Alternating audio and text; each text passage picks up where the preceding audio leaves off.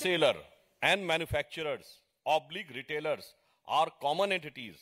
There is a possibility of formation of syndicate leading to overcharging, brand influencing, and pushing by entry into arrangement with certain brands at the cost of the exclusion of others. Also, the L1 licensee cannot own any of the retail vends, ध्यान दीजिएगा, either directly or through any sister concern.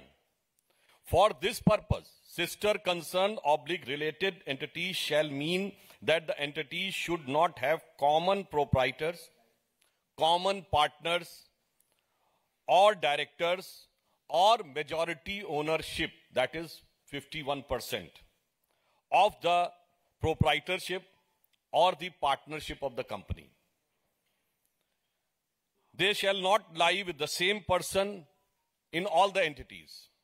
The entities shall not have holding, subsidiary, relationship or not subsidiary of the same holding company.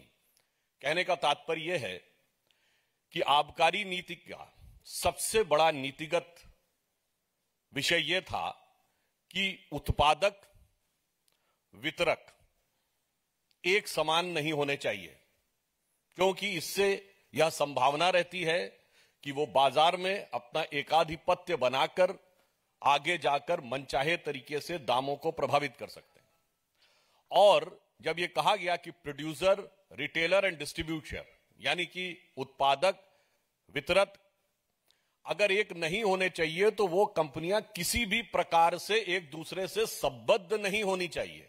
और संबद्धता की विधिवत परिभाषा भी की गई है, अर्थात एक दूसरे के कॉमन डायरेक्टर नहीं होने चाहिए, एक दूसरे की शेयर होल्डिंग नहीं होनी चाहिए, व्यक्ति भी एक दूसरे में कॉमन नहीं होने चाहिए, और किसी भी एक कंपनी की दूसरी कंपनी में मेजॉरिटी ओनरशिप नहीं होनी चाहिए। यानी प्रत्यक्ष या परोक्ष, यहां तक कि दूसरे या तीसरे टियर से भी परोक्ष रूप से आप प्रकारांतर से भी उत्पादन और वितरण को एक साथ नियंत्रित नहीं कर सकते। परंतु अब यह प्रश्न आता है, यह हम नहीं पूछ रहे हैं, एक्साइज डिपार्टमेंट ने नोटिस देकर पूछा 25 अक्टूबर 2021, 25 अक्टूबर 2021, आज 10 महीने हो चुके हैं। उन्होंने कंपनी का नाम लिया कि Enrich has applied for L1 distributor license using the credential of a liquor manufacturing company Enrica enterprise having its distillery at Chennai. यानी ये हो गई उत्पादक कंपनी, मैन्युफैक्चरर। अब वो कह रहे हैं enrich is also applied for L1 distribution license despite being related to Magunta Agro and Pixie, which have won retail zone licensing for zone number 4, 23 and 22 with a malicious intent for forming a cartel. आप बताइए, one company is manufacturer, it is also a partner in the distributor, और 3 zones का distribution उसको मिल जाता है। अब इसमें किसी प्रकार का कोई किंतु परंतु का की संभावना नहीं रह जाती है कि जो नीति तय की गई थी पारदर्शिता को लाने के लिए वो पूरी तरीके से प्रभावित दिखाई पड़ती है। दूसरा एक उदाहरण है, Indo spirit beverages private limited है, Indo spirit distribution private limited है, और Indo spirit distribution private limited messrs Khao Gali restaurant private limited के साथ संबंधित है। यहां पर भी वही कंपनी उत्पादक है और वही शेयर होल्डर है। मैं उसमें बहुत डिटेल्स में नहीं जा रहा हूं, आप चाहें तो जाके चेक कर सकते हैं। और यह भारतीय जनता पार्टी का आरोप नहीं है, यह एक तथ्य है जो आबकारी विभाग ने 10 महीने पहले दिल्ली सरकार से पूछा, तो अब दिल्ली सरकार यह कह के बचाव नहीं कर सकती कि हमारी जानकारी में नहीं था, हम जांच कराएंगे। इससे बिल्कुल साफ हो जाता है कि इन लोगों ने आबकारी नीति में जानकारी में आने के बाद पूरी तरीके से उद्देश्य के साथ बात की है। इसलिए हम उनसे कहना चाहेंगे कि जवाब हमें आबकारी पे चाहिए, ना ईमानदारी की बात करिए, ना बिरादरी की बात करिए। दिल्ली की जनता यह जानना चाहती है कि आप आबकारी की बात करिए, और जब एक्साइज डिपार्टमेंट ने आपको इस प्रकार का नोटिस दिया तो आपने संबंधित कार्रवाई क्यों नहीं की? क्योंकि यह नोटिस तथ्यों के आधार के ऊपर है, जिसमें जो पॉलिसी मैंने आपको बताई उसको सीधे सीधे तरीके से ध्वस्त किया गया है। तो मैं सिर्फ यह कहना चाहूंगा, एक्साइज पॉलिसी तो यह कहती है कि मैन्युफैक्चरर, डिस्ट्रीब्यूटर एंड रिटेलर एक नहीं होना चाहिए, परंतु यहां ये मिथ्या भ्रम और झूठ के मैन्युफैक्चरर भी यही हैं, डिस्ट्रीब्यूटर भी यही हैं और रिटेलर भी वही हैं, और उसके बाद पूरी निर्लज्जता के साथ जनता के सामने आकर यह दावा करने वाले कि सबसे बड़े ईमानदार वो हैं, इस असत्य के परपिट्रेटर भी वही हैं। अब मैं अनुरोध करूंगा हमारे दिल्ली के सांसद प्रवेश साहिब सिंह वर्मा जी से कि वो आगे का विषय आपके समक्ष रखेंगे।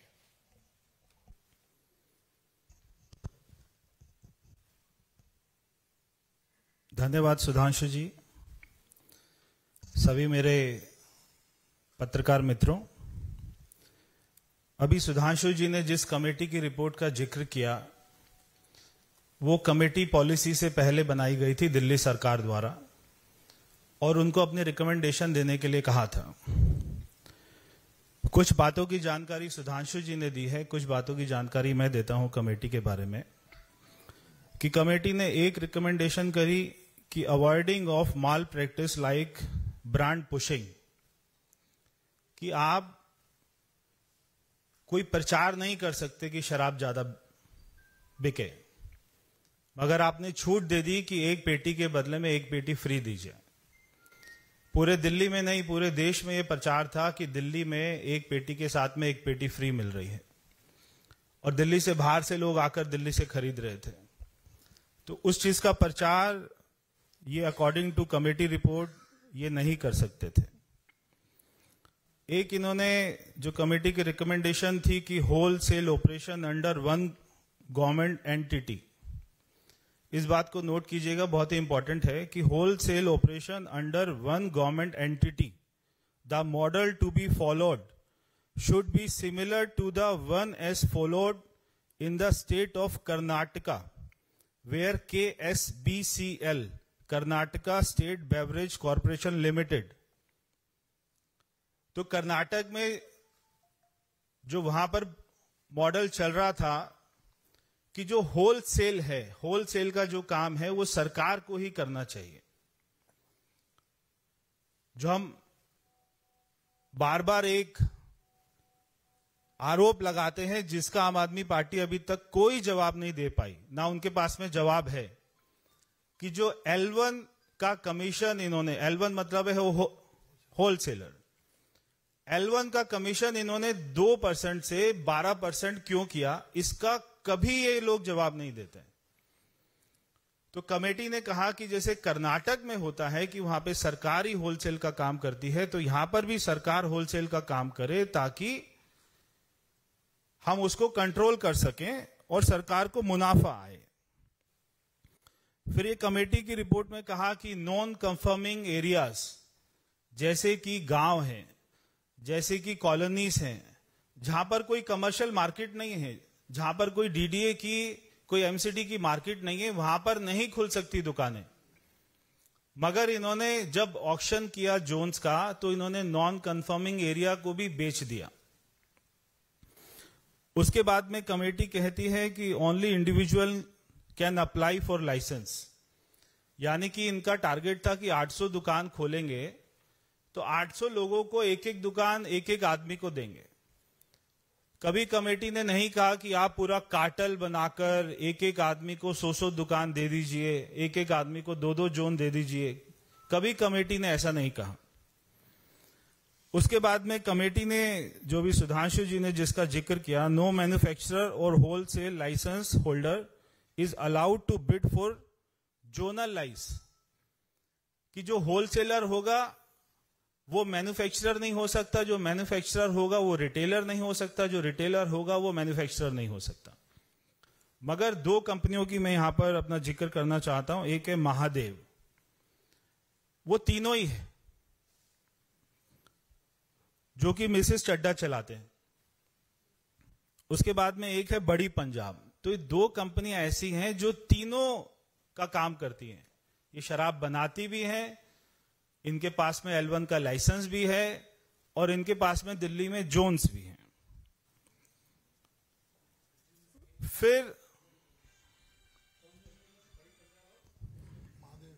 एक है महादेव, एक है बड़ी पंजाब। फिर इसमें एक इंपॉर्टेंट पॉइंट है कि if the applicant does not accept the license after winning the bid within the stipulated time frame, EMD amount shall stand forfeited. जो इन्होंने 144 करोड़ रुपया वापस कर दिया लोगों का, ये बोल के कि कोविड चल रहा था, किसी छोटे व्यापारियों का 1 रुपया नहीं वापस किया, मगर 144 करोड़ रुपए शराब माफी का माफ कर दिया, जो पॉलिसी कहती है कि किसी को भी माफ नहीं किया जाना चाहिए। तो मैं इनसे सवाल पूछता हूं कि आपने ये पैसा क्यों वापस किया? जी जी जी, ये सारा पैसा जो कंपनियां जिन्होंने बिड की थी और जिनको बिड में जोन मिल गए थे, जब वो नीचे से जाकर एनओसी नहीं लेके आए तो उनको पैसा वापस कर दिया गया। देश में दिल्ली में एक ऐसा ही राज्य है दिल्ली, जहां पर शराब मंत्री भी वही है जो शिक्षा मंत्री है। तो एक तरफ ये शिक्षा की बात करते हैं और दूसरी तरफ ये बच्चों की उम्र को घटा देते हैं, उनको छूट देते हैं कॉलेज के बच्चों को कि आप जाके शराब पीजिए। हम, बहुत अजीब सी बात है कि शिक्षा मंत्री हैं और हम इनसे केमिस्ट्री का सवाल पूछते हैं और ये हिस्ट्री का जवाब देते हैं। क्योंकि ये केमिस्ट्री का सवाल इसलिए नहीं उसका जवाब दे सकते क्योंकि 60% दिल्ली सरकार के स्कूल में साइंस नहीं पढ़ाई जाती है। इसलिए शिक्षा मंत्री से जब भी पूछो कि 2% से 12% क्यों किया, तो वो जवाब देते हैं कि हमारे घर में एक आज अपना डॉग को बच्चा हो गया, कुत्ते को बच्चा पैदा हो गया। हम उनसे जो है सवाल पूछते हैं कि आपने क्रेडिट नोट 18 करोड़ रुपए का एक एक, तो ये जो 2% से 12% की कमीशन कैसे ट्रांसफर होती थी कि क्रेडिट नोट ये देते थे। आप सभी कभी दुकान पर जाते होंगे, कोई जूता खरीदते होंगे, आपको जूता पसंद नहीं आता होगा, तो जब आप उसको वापस कराने जाते हैं तो आपको क्रेडिट नोट दे देते हैं कि ये 1 साल तक वैलिड रहेगा, इसके बदले में कभी भी जूता ले लेना या कभी भी उतने अमाउंट का कोई भी चीज ले लेना। तो ये रिटेलर्स को जो L1 होते थे, वो सारे रिटेलर्स को क्रेडिट नोट इशू करते थे और वो क्रेडिट नोट के बदले में उनसे कैश लेकर वो आम आदमी पार्टी को ट्रांसफर किया करते थे। तो ये इनका सारा अपना मॉडस ऑपरेंडी था। ना ये क्रेडिट नोट का जवाब दे सकते हैं और ना ये 2% से 12% का जवाब देते हैं। ये सीधा पहुंच जाते हैं कि केजरीवाल तो प्रधानमंत्री के उम्मीदवार हैं। तो एक कोई गांव में अपना हड्डी सा पहलवान था, तो एक हमारे देश में गामा पहलवान हुए, बहुत जो है उनको रुस्तमे हिंद भी बोलते थे। तो एक हड्डी सा पहलवान था राघव चड्ढा जैसा, तो वो बार बार जो है चुनौती देता था कि गामा पहलवान को मेरे सामने लाओ, मैं उसको हरा दूंगा। तो ना गामा पहलवान ने उससे लड़ना था, और जब अगर कभी वो आ भी जाता तो उसका हड्डी पहलवान का क्या होता, तो वो भाग जाता। तो ऐसे ये खुद ही 4 लोग कहीं पर भी जाके चैनल पर या किसी दूसरे राज्य में जाकर खुद ही एक दूसरे की पीठ जो है थपथपा रहे हैं कि इसको भारत रत्न मिलना चाहिए, इसको प्रधानमंत्री मिलना चाहिए, इसको ये मिलना चाहिए, इसको ये मिलना चाहिए। मैं आपको बहुत ही इंटरेस्टिंग फिगर एक जो है बताने वाला हूं, और जब आप इनकी आम आदमी पार्टी की पीसी में जाएं तो जरूर उनसे ये वाला सवाल पूछें, इसका भी जवाब उनके पास नहीं होगा। कि आपने मनीष सिसोदिया को बार बार ये कहते सुना होगा कि हमारी दुकानें ज्यादा नहीं खुली, इसलिए जो हमारा रेवेन्यू है वो कम आया। अब आप ये जो मैं आपको फिगर दे रहा हूं इसके बारे में जरा सुन लीजिए कि 2020 और 2021 में, अगर मैं 19 और 20 की बात करूं तो दिल्ली में 10,000 करोड़ की शराब बिकी 2019 और 2020 में। 2020 और 21 में दिल्ली में 7,860 करोड़ की शराब बिकी। और जब ये पॉलिसी आई तो केवल 7 महीने के अंदर में जो दिल्ली में शराब बिकी है वो अमाउंट है 10,000 करोड़ रुपया। तो जो पुरानी पॉलिसी में एक साल में 7,800 करोड़ की शराब एक साल में बिकती थी, इन्होंने 7 महीने में 10,000 करोड़ की शराब बिकी है दिल्ली में 7 महीने में। तो ये बात को नहीं कह सकते कि हमारी दुकानें कम खुली हैं इसलिए हमारी शराब जो है कम बिकी है। इनकी शराब 1.5 गुना ज्यादा बिकी है। और एक्साइज की ड्यूटी इन्होंने कर दी 1%। अब मैं आपको एक्साइज के ऊपर में भी आपको उनसे सवाल पूछना चाहिए कि 19-20 में आपको एक्साइज ड्यूटी 4,200 करोड़ रुपया सरकार को मिली। 20-21 में एक्साइज आपको 3,300 करोड़ रुपया मिला। मगर जब आप नई पॉलिसी लेके आए तो केवल 158 करोड़ रुपया एक्साइज मिला। एक्साइज 158 करोड़ रुपए, यानी कि एक्साइज में भी लॉस है और आपके रेवेन्यू में भी लॉस है। तो मैं मनीष सिसोदिया जी से पूछना चाहता हूं कि आप इस बात का जवाब दें कि आपकी सरकार को एक्साइज में 3,000 करोड़ का लॉस हुआ है और आपके रेवेन्यू में 3,500 करोड़ का लॉस हुआ है। ये सरकारी लॉस है। ये आपको हुआ है या नहीं हुआ है, इस बात का जवाब दे दें। ये तो सारे डाटा होंगे एक्साइज के पास में, एक्साइज विभाग के पास में, आपके पास में। तो सरकार को पिछले साल की तुलना से एक्साइज में कितना लॉस हुआ है और आपको रेवेन्यू में कितना लॉस हुआ है, इस बात का मनीष सिसोदिया उत्तर दे दें कि आपको 3,500 करोड़ रुपए का लॉस हुआ है या नहीं हुआ है रेवेन्यू में, और 3,000 करोड़ रुपए का एक्साइज में लॉस हुआ है या नहीं हुआ है, इस बात का जवाब दे दे। और जो 6,500 करोड़ रुपया सरकार को लॉस होता है, देखिए ये अपने आप में एक बहुत बड़ा क्राइम है कि सरकार जिस पॉलिसी में उसको 6,500 करोड़ रुपया ज्यादा मिल रहे हैं, अगर सरकार एक नई पॉलिसी लेकर आती है और उसमें ऐसे चेंजेस करती है कि जिसमें सरकार को 6,500 करोड़ रुपया कम आता है, तो ये अपने आप में एक बहुत बड़ा क्राइम है। तो वो 6,500 करोड़ रुपया कहां जाता है जो सरकार को लॉस हो रहा है? क्योंकि शराब तो ज्यादा बिक रही है, शराब कम नहीं बिक रही, मगर सरकार को जितना रेवेन्यू आना चाहिए था, जितना पैसा आना चाहिए था, वो नहीं आ रहा। तो वो पैसा कहां जा रहा है, इस बात का जवाब दें। तो ये कई ऐसे बिंदु हैं जिनसे जब आप उनसे केमिस्ट्री का सवाल पूछेंगे तो आपको हिस्ट्री बताएंगे। तो इसीलिए यही हाल है कि जो है इनके बच्चे ये बार बार अपने स्कूल में जाकर बोलते हैं कि आप पेपर में कुछ भी लिखकर आ जाना, उसको खाली मत छोड़ना। ऐसे भी हमने वीडियो देखे कि कुछ भी कोई कहानी लिख के आ जाना, पिक्चर की, शोले पिक्चर की कहानी लिख के आ जाना, खाली मत छोड़ के आना, आपको पास कर देंगे। तो वैसे ही ये दिल्ली की जनता को, देश की जनता को गुमराह कर रहे हैं। बहुत बहुत धन्यवाद। पहले इस विषय से संबंधित सवालों पूछ लें।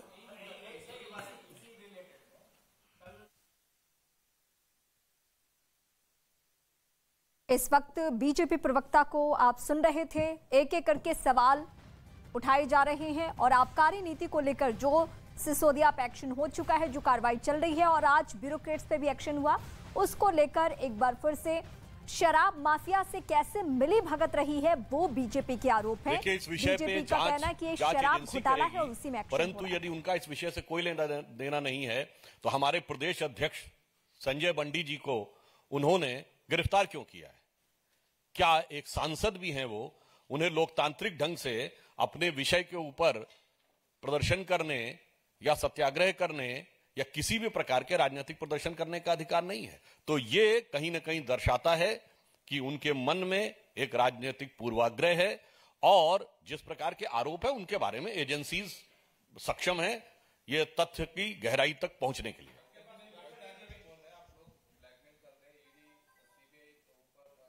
सुधांशु त्रिवेदी को आप सुन रहे हैं इस वक्त, वो पत्रकारों के सवालों का जवाब दे रहे हैं और सवाल उठना लाज़मी। कोई नयापन नजर आता है?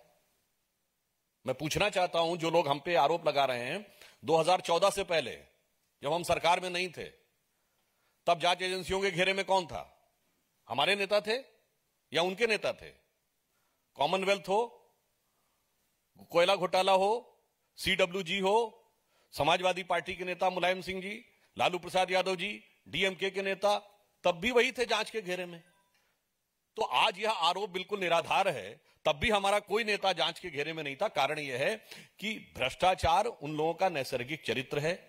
सत्ता में रहें तो भी, विपक्ष में रहें तो भी हम पारदर्शिता, ईमानदारी के साथ कार्य करते हैं। सत्ता में रहें तो भी, विपक्ष में रहें तो भी।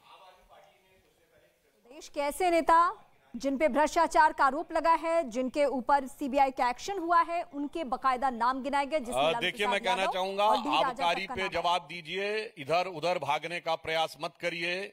वो ईमानदारी से लेके बिरादरी तक हर प्रकार की बात का जवाब देंगे, पर आबकारी पर अपनी बदकारी का जवाब नहीं देंगे। हमें जवाब उनसे एक्साइज पॉलिसी पर चाहिए। आज एक अपना वीडियो ट्वीट किया तो है। दो टुक बीजेपी का कहना सुधांशु त्रिवेदी का कि हमें एक्साइज पे ही जवाब चाहिए। पास खड़ा करा के उनको सिम कार्ड देकर और फोन करवाते थे, और उसको वो बोलते थे कि हमको ऐसी ऑफर आ रही है। तो जरा आप जो उन्हीं का आम आदमी पार्टी का कार्यकर्ता था, वही ये सारी बातें बता। वैसे तो उनका एक MLA खुद आरोप लगा चुका है कि 20 करोड़ रुपए टिकट के लिए मांगे जा रहे थे। हमारा आरोप नहीं है, उनकी पार्टी के सिटिंग MLA ने आरोप लगा, इसलिए, मगर हम उसमें नहीं जाना चाहते। हमारा विषय यह है, आबकारी पे जवाब चाहिए, इधर उधर की किसी बात के ऊपर कोई बात नहीं। और जो प्रश्न उठाए हैं अभी प्रवेश जी ने, हम लोगों ने, टेक्निकल हैं, पॉलिटिकल नहीं है। टेक्निकल का जवाब टेक्निकल चाहिए।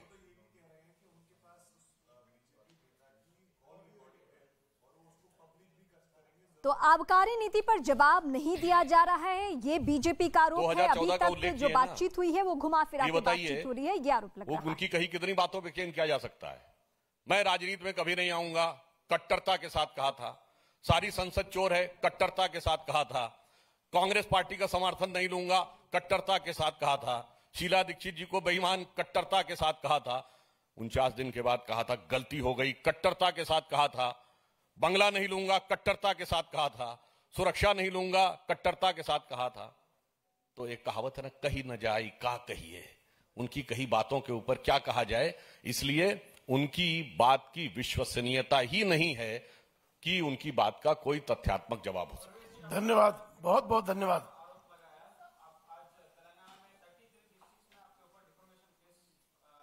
तो सुधांशु त्रिवेदी, प्रवेश वर्मा ये मीडिया के सवालों का जवाब दे रहे हैं, और इस बीच जो बीजेपी ने बड़ी बातें कही है उसका हम एक बार फिर से रुख करें।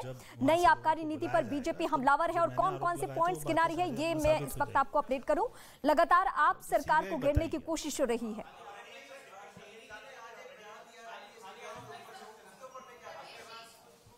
बहुत बहुत धन्यवाद।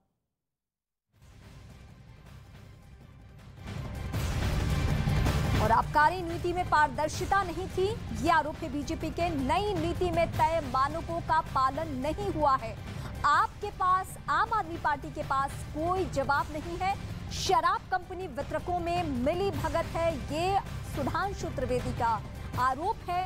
और ये सिलसिलेवार तरीके से बीते कुछ दिनों से आम आदमी पार्टी और बीजेपी दोनों का वार पलटवार जारी है।